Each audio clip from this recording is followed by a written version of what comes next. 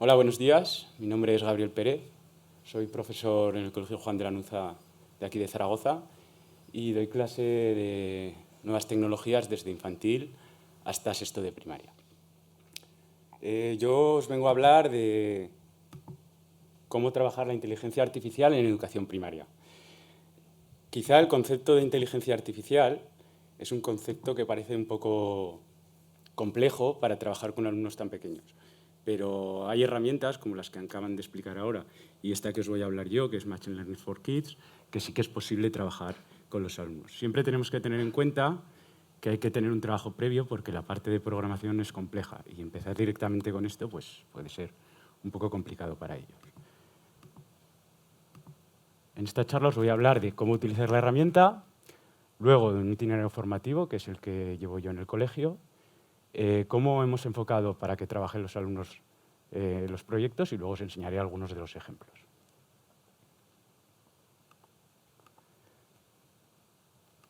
¿Cómo funciona la herramienta Machine Learning for Kids? Lo primero que tenemos que hacer es acceder a la web y registrarnos con nuestro usuario y contraseña. Podemos crear un perfil de profesor donde se irán guardando todos los proyectos que están trabajando nuestros alumnos.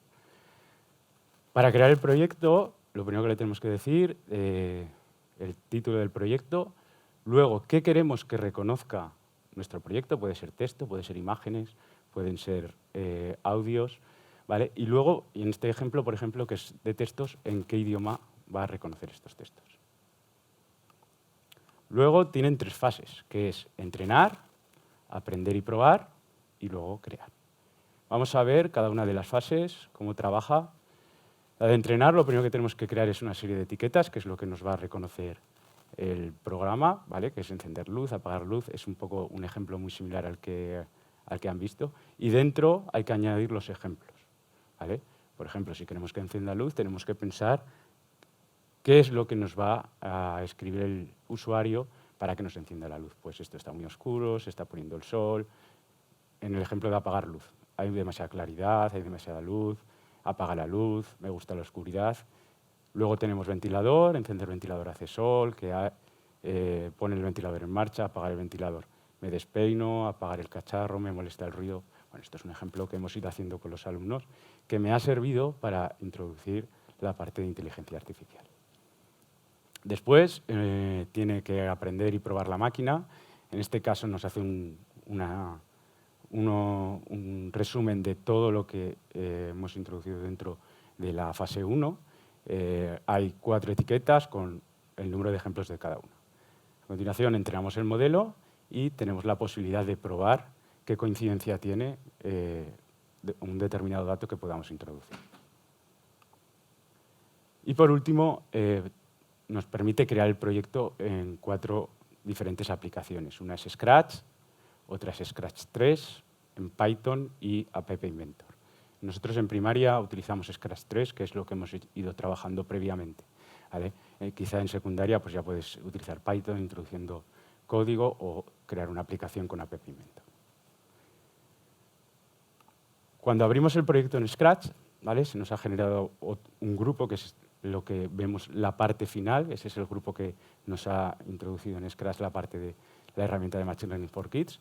Y como veis, es una programación que ya empieza a ser un poco compleja para alumnos de primaria. Por lo que nosotros trabajamos previamente desde infantil. En infantil, en 3 y 4 años, empezamos trabajando con actividades desenchufadas, ¿vale? Una actividad sencilla que ahora mismo hemos hecho con la pandemia es analizar la acción de lavarse las manos, ¿vale?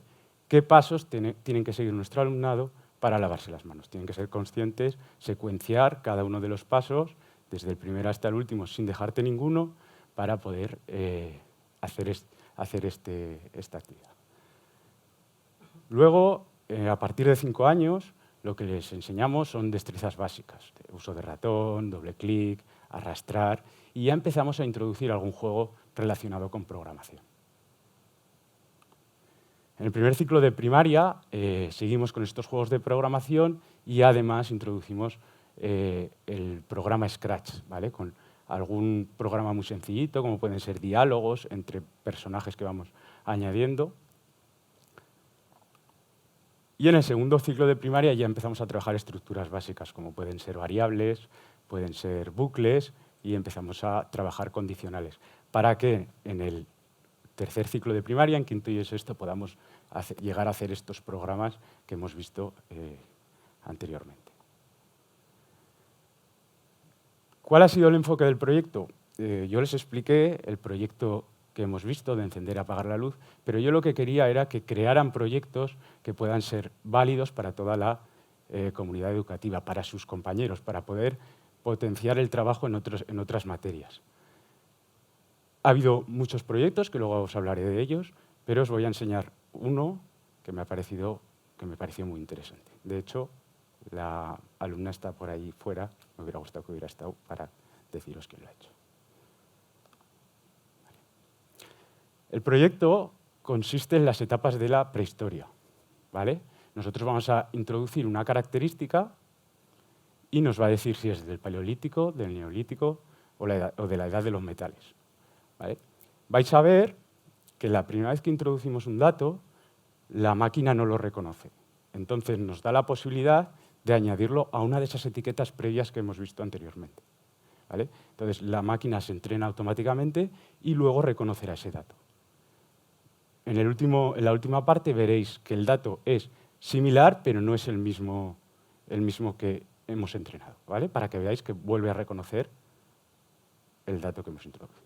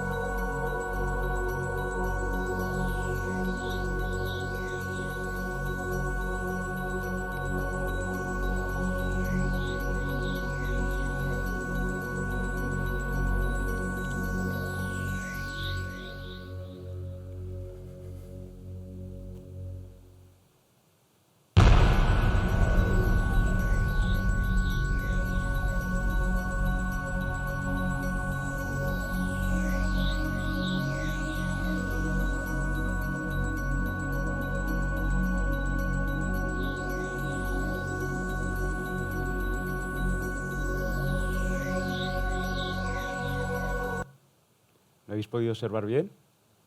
¿Sí?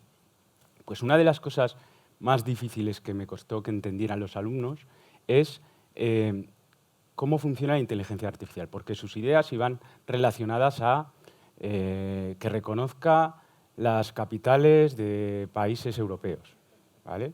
Entonces, claro, el hacerles pensar que tenemos que hacer pensar a la máquina que no pueden ser datos concretos, les costó mucho entender, ¿vale?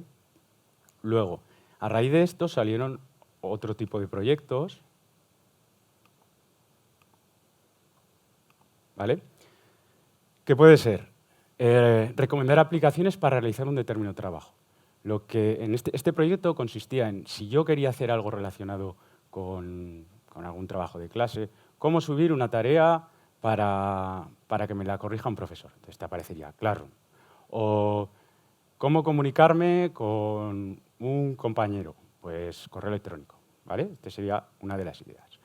Luego, otro de los proyectos que crearon fue estereotipos, ¿sí? En el que tú añadías una frase y, bueno, estereotipos y tolerancia. Añadías una frase y te decía si era una frase neutra, si era una frase machista, si era una frase racista, ¿vale? Otro proyecto en qué guerra sucedió una característica y te podía decir en qué guerra estaba basada lo que habías escrito. Otro proyecto que es similar al que hemos visto, ¿no? Que son antiguas civilizaciones, decías una característica y te decía si era Grecia, Egipto, Roma. 5 reinos animales, dependiendo de la característica que introdujeras, pues te decía qué tipo de animal era. Otro de reciclaje, añadías un determinado objeto a reciclar y te decía dónde lo tenías que echar. Y por último, uno de seguridad vial.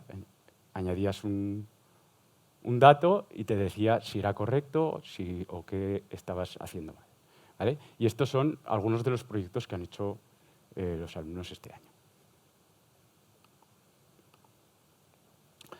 Bueno, como conclusión, todos los alumnos tanto de quinto como de sexto han hecho un proyecto de inteligencia artificial. Creo que es muy recomendable el poder trabajar esto con nuestros alumnos y, sobre todo, por la motivación con lo que lo han hecho, ¿vale? Siempre que ponemos en uso las nuevas tecnologías, nuestros alumnos se motivan mucho y han trabajado en grupos de 2, 3, han compartido datos y creo que es muy interesante que podamos trabajar esto con nuestros alumnos en aula. Si hay alguna pregunta sobre... ¿Después? Vale, muy bien.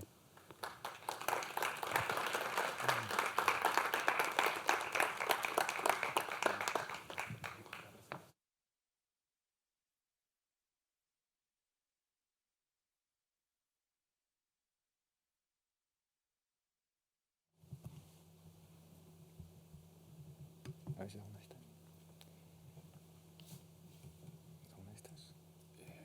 ¿La segunda? No. No, en PDF tiene que estar. Si no la busco en un momento, ¿dónde está? La tengo. ¿Sí? Sábado 3. No, sí, sí, aquí se hace entre eso.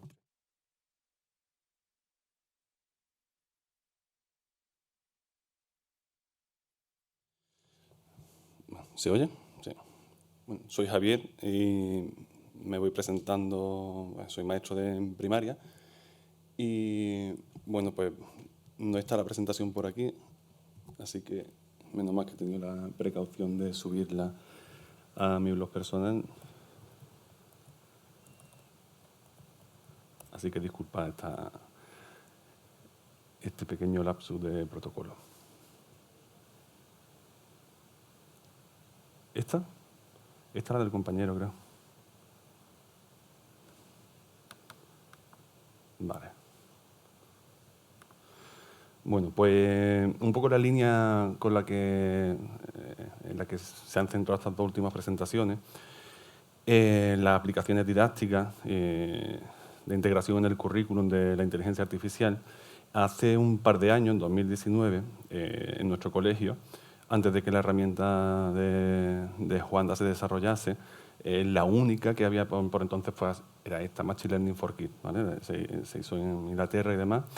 Y bueno, nada más salir la aplicación, pues se me ocurrió una idea de poder aplicarla en una de las efemérides más importantes que se celebran a lo largo del curso en los centros educativos, que no es sino la del Día Internacional contra la Violencia de Género.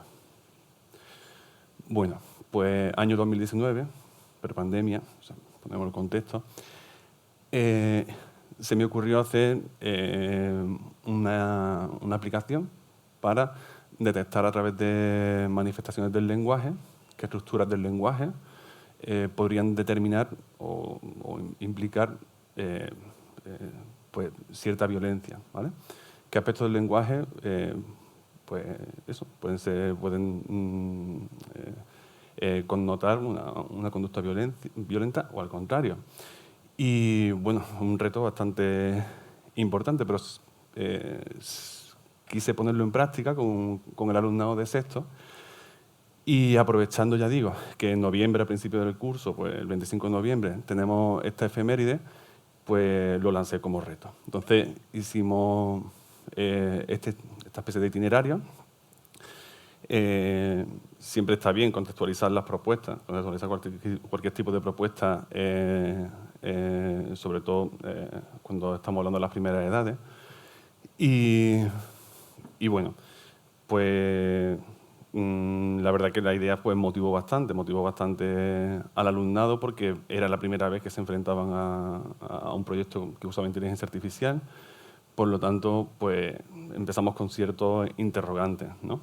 Y bueno, a partir de esta idea se me ocurrió, por la reflexión que estaba haciendo ante la compañera Jorge, de cómo se incluye esto en el currículum o qué aporta esto en el currículum y qué se ha tratado también durante esta mañana de la importancia que es entender, lo decía Juan David ahora mismo, la importancia que es entender el mundo en el que nos movemos hoy en día, desde las primeras edades, para que no sean simplemente consumidores, para que sean usuarios críticos y entiendan qué es lo que hay detrás de cada tecnología, es muy importante, pero para los maestros y las maestras clásicas, como soy yo, pues nos importa mucho también qué le podemos sacar, o sea, qué puede aportar esto, aparte de esa parte cultural, que es súper importante, que puede aportar al currículum. Entonces, con esta idea, y teniendo sobre la mesa también el currículum de cultura digital, pues aproveché para poner estos temas sobre la mesa, que seguramente os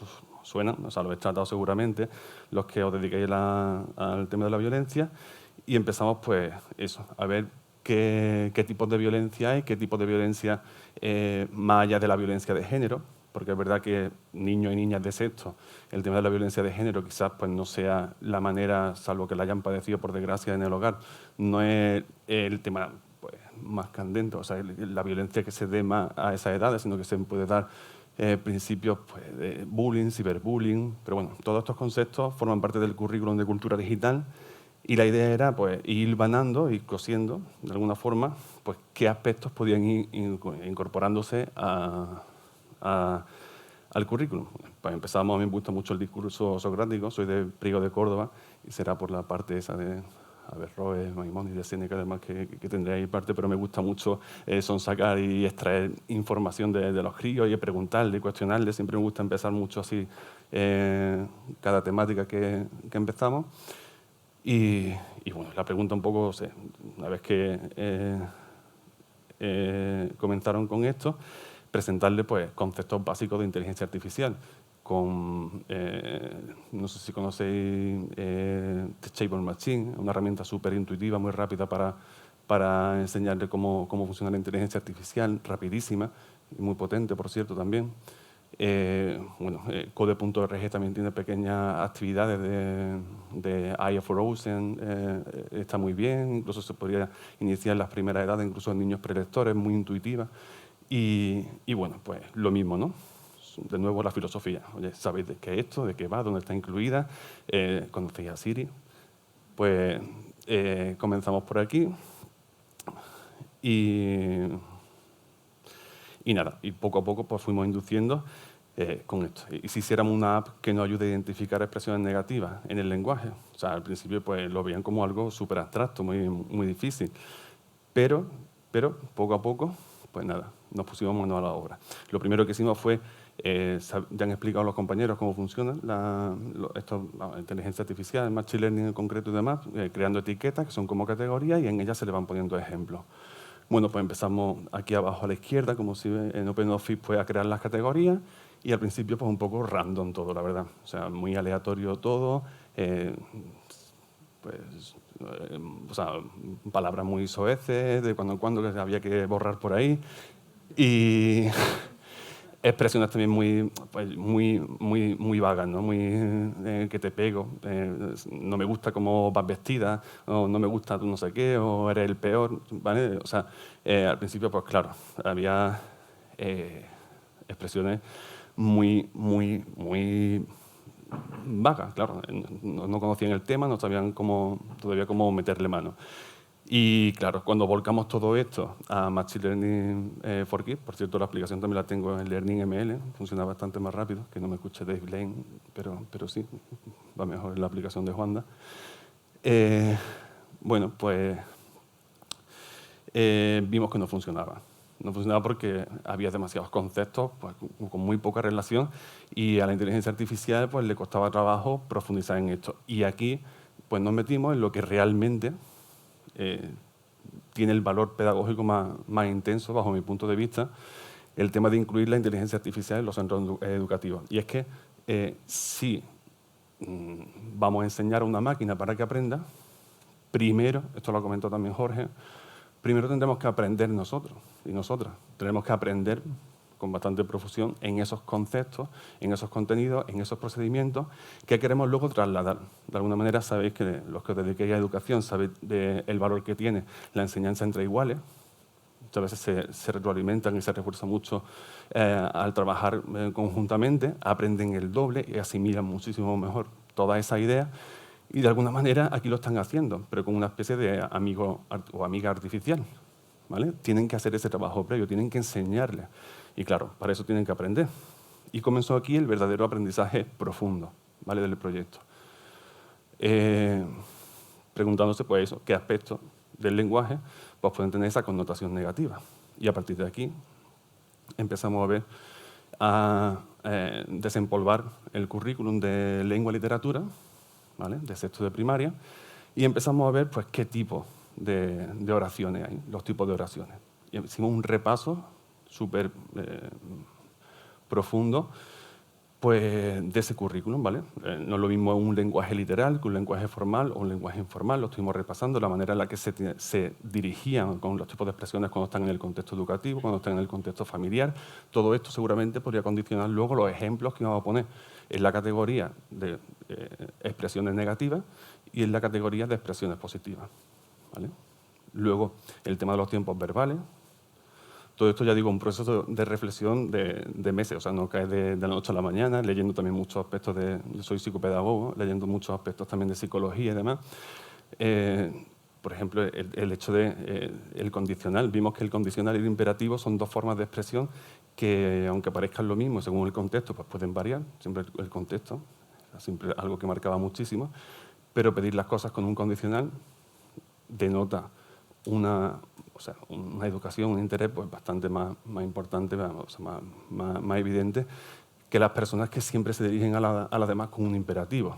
O sea, ¿te gustaría venir conmigo no sé, el fin de semana? ¿Podrías darme eso?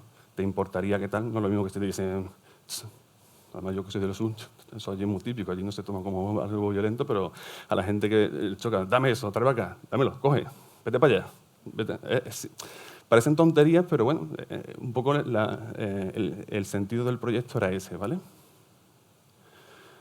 Los tipos de oraciones, por ejemplo, la enunciativa, la afirmativa y negativa. Aquí en el vídeo que prepararon como exposición lo comenta muy graciosamente Alba. Dice, hombre, las negativas, ¿verdad? Si están negando algo que es negativo, pues bueno, es positivo. Pero la mayoría de la gente que está siempre con la negatividad, ¿a quién le gusta tener al lado una persona todo el rato quejándose? ¿A quién le gusta todo el rato una persona que es negativa, que te dice que todo no? Entonces, pues vimos la oración afirmativa, evidentemente afirmar también algo, una conducta que... Todo esto lo vimos, o sea, llegamos a ese nivel de profundidad. Repasamos eso, ¿vale? Las exclamaciones, salvo en situaciones de alerta, de peligro, que te pilla el elefante, ¿no? Lo típico por una ciudad que te atropella el elefante, pues una exclamativa que es positiva, está ayudando, pero normalmente las personas que hablan a gritos, a voces, volvemos otra vez al sur, las personas que hablan a gritos, a voces y demás, pues de alguna manera pues, puede connotar cierta agresividad, salvo en las expresiones ya digo, de exaltación de la amistad, de la alegría o de lo que fuese. Lo mismo con las exhortativas, ¿vale? Las que expresan deseos y demás, pues a la hora de expresar cualquier tipo de una intencionalidad de querer compartir algo con alguien, pues la manera en la que se hace pues, es importante. Incluso las dubitativas, vimos que las personas, o sea, que no vimos, pero dejamos de alguna manera caer que las personas que sentencian, que a todo dicen esto es así, eso es algo categórico y canónico, pues podría contener también algo de violencia que las personas que dudan más de su propia valoración de la vida o de cualquier cosa. Oye, pues no sé si esto es así, sí, tal vez, las personas que sean más asertivas. Entonces, podría ser también otro componente importante que podría denotar aspectos en el lenguaje para colocar en una categoría u otra, ¿vale? Y las desiderativas, pues bueno, también lo estuvimos tocando y demás por las personas que expresan el deseo, que dependiendo de cómo se exprese, pues claro, pues podría estar también en una y otra. Es evidente el tema de los adjetivos calificativos. Aquí rienda suelta, ¿no? Esto es alegría para ellos y para ellas. No le di carta blanca para que soltasen aquí todo lo que tenían en su adentro, pero es verdad que pues, fue bastante fácil y demás colocar diferentes adjetivos, ¿no? En una categoría y en otra, pues positivas y negativas. Y luego incluso nos dio para ver el tema de las figuras literarias, por ejemplo, la hipérbole. Vimos que las personas que son un tanto manipulativas o que su intención es eso, controlar un poco la manera de pensar los demás, son muy, a veces no, en muchas ocasiones muy exageradas. O sea, ante algo nimio, algo prácticamente sin sustancia, pues te la montan. Seguramente a lo largo de vuestra vida os habéis topado con alguna persona que es así. O sea, que por cualquier cosita, pero ¿cómo me haces esto? Es lo que más me dolía, si tú sabes que esto es lo que más me duele. Tú un poco como... Eso es la hipérbole, ¿vale? Exagerar a la enésima potencia algo nimio. Entonces, también contemplamos esto, ¿vale? Y, por supuesto, la animalización, ¿vale? Es otra figura literaria que responde a esto. O sea, compra a la persona pues, con una rata, una cucaracha y tal, y que está en la base de todo tipo de violencia, de todo lo que hemos visto antes, ¿vale? Sexting, bullying, ciberbullying, violencia de género. Bueno, pues con todos estos ingredientes, ahora sí, volvimos al Machine Learning for Kids y empezamos a rellenar ahí pues, con todos estos ejemplos. Ahí podéis ver algunas de las cosas que hemos visto, aunque es una imagen, pero bueno, si quieres, simpática, te rogaría, estoy seguro de que puedes hacerlo. Vale. Incluso hay alguna negativa aquí abajo, no me gusta que grite. Abajo, en la categoría de conducta negativa, la última de la izquierda, por ejemplo, es la hipérbole. No hay cosa que me dé más rabia que... un comentario típico de este perfil de persona, ¿vale? Que todo, siempre es lo mismo, todos los días, a diario. Una persona que sea violenta, manipulativa, todos los días siempre hay algo que es lo que más le fastidia o le duele. Bueno, pues con toda esta guisa entrenamos y, como habéis visto, creamos en el entorno gráfico de Scratch un programita muy sencillo con 4 personajes, ¿vale? Buena persona chico, buena persona chica, troll o trola, ¿vale? Y bueno, al principio te preguntaba el algoritmo de qué género era esa persona sobre la que estás sospechando ese tipo de conducta. Y ya en función de esto, pues tú le metías, como habéis visto antes, el comentario y bueno, y te hacía la evaluación de si da tiempo, después lo ponemos, que también lo he descargado aquí por si queréis, lo probamos a ver si da tiempo. Y seleccionaba, pues eso, si la persona sobre la que tenía sospecha, un chico buena persona, una chica buena persona, es un troll o una trola, ¿vale? Siempre con los porcentajes que habéis visto antes de confianza y siempre con el debate tan rico que desde el principio de la mañana se ha puesto sobre la mesa de fiabilidad, de hasta qué punto podemos hacer caso a este tipo de máquinas. Increíble cómo vieron que iba funcionando cada vez mejor y que cada vez tenían más confianza en el dictamen que estaba haciendo la inteligencia artificial. En ese aspecto fue una experiencia muy positiva, ¿vale? Y luego, pues como todo, pues tuvo sus rúbricas para la evaluación. Análisis de mejora. Por ejemplo, pues, estuvimos viendo que es difícil hacer la medición de la intensidad, ¿vale? De la intensidad con la que se produce una conducta. Es algo que es muy difícil que lo pudiésemos reflejar. La frecuencia de conducta, también eso sí que se podría hacer de una manera muy sencilla en el programa de Scratch. O sea, registrando la cantidad de veces que esa persona registra conductas positivas y negativas, pues se podría hacer perfectamente y trabajamos ya con listas. Pues un proyecto un poquitín más elaborado, ¿vale? Otra alternativa, además, que se podría, no sé si aquí, aparte de Juan y demás, algún diseñador de aplicaciones y demás, si alguien quiere la idea y crear una aplicación móvil que esté, yo qué sé, que esté detectando a través del lenguaje de frases y demás, cuando una persona se está sobrepasando con respecto a otra, pues mira, podría ser una idea incluso para llevarla a la práctica. Y bueno, y todo esto para que, aparte de lo que se ha estado hablando esta mañana, para mí algo fundamental el tema de la metacognición. O sea, el pensamiento computacional, si aporta algo positivo a los centros, a la educación en primaria, y bueno, en todas las etapas, pero en mi caso, hablando de primaria, el tema de que el alumnado es capaz de ser consciente de cómo aprende. O sea, de esos procesos que le sirven para lo que se llama, ¿no?, aprender a aprender, porque está evaluando constantemente lo que está ocurriendo. Es un proceso que se basa en el ensayo-error, es un proceso en el que tiene que descomponer un problema en partes muchísimo más pequeñas, más sencillitas, más digeribles. Esto pues, forma parte todo de la metacognición, el reconocimiento, la búsqueda de patrones. Y aparte, el tema de la inteligencia artificial, que le añade a ese plus el tema de buscar ejemplos. O sea, profundizar muchísimo en el conocimiento en el que vas a centrar tu proyecto para que les puedas dar los mejores ejemplos. Todos hemos tenido maestros y maestras, profesores y profesoras, que quizás lo que ha marcado la diferencia con respecto a otra persona que ha llegado menos es la facilidad de ponernos ejemplos, la facilidad de explicarnos algo súper complejo con palabras muy sencillas. Entonces, ese trabajo, la inteligencia artificial nos lo pone en bandeja para que podamos aportar esto al currículum. Por supuesto, pues, lo estoy comentando, el tema de la profundización en la área y el desarrollo, en definitiva, de las competencias. Otro aspecto muy importante, y más en el barrio en el que trabajo, que es un barrio de los más desfavorecidos de Sevilla, el tema, y por eso también el contexto fue el tema de reducir la brecha de género, ¿vale? La participación en mi centro de las chicas es mucho mayor, la motivación es mucho mayor.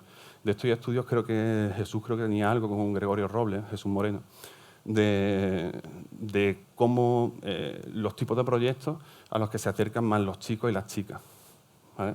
Seguramente podéis intuir que a las chicas normalmente les suele llamar mucho más aquellos proyectos con un carácter social, con un carácter de ayudar a los demás, de empatizar con los demás. Y bueno, este tipo de proyectos puede ayudar de alguna manera a que les sea más atractivo. Por supuesto, estoy hablando de términos generales, ¿no? Yo tengo amigas que tienen una mentalidad con respecto a la robótica y lo técnico bastante más fuerte que yo, pero bueno, estamos hablando en términos generales, puede servir para atraer a nuestros chicos y a las chicas, ¿vale? Porque muchas veces parece que es que las emociones, ¿no?, es una cosa de chicos, pero precisamente este proyecto iba más centrado a los chicos, precisamente, de que analicen su comportamiento, sus emociones, su manera de expresarlo, y por supuesto también a ella. Aquí no se iba a hacer tampoco ningún tipo de diferencia en este aspecto. Comentar también que en los últimos 5 años, con propuestas como las de code.org, se han acercado al mundo de la computación más chica que en los 70 años anteriores. Y bueno, yo creo que estos serían algunos de los objetivos. No me va a dar tiempo a enseñar el proyecto, pero sí me gustaría invitaros a que paséis por el canal de YouTube de nuestro cole, se llama Carlos V Channel, y ahí vais a ver esto explicado por los niños, muchísimo mejor explicado de lo que yo lo he explicado aquí, por los niños y las niñas, y yo creo que merece la pena dedicar, creo que son 17 minutos de vuestro tiempo, si os interesa el proyecto, para verlo, cómo lo hicieron, cómo lo elaboraron y cómo lo presentaron. Increíble. Bueno, pues yo creo que eso, el objetivo principal de esto al final es que todos y todas aprendamos a ser un poquito mejores personas, y yo creo que en todo, en lo técnico, en lo ético y en todo. Y hasta aquí el proyecto que hicimos en el cole. Ya se acabó y no lo voy a poner porque no tenemos los derechos, no puedo ponerlo aquí en el pero el que le interese. No sé si luego las diapositivas las vais a subir a algún sitio. Sí, si las subís, pues bueno, si a alguien le interesa ver el proyecto completo, lo podéis ver. Y hasta aquí la presentación. Muchísimas gracias por la invitación.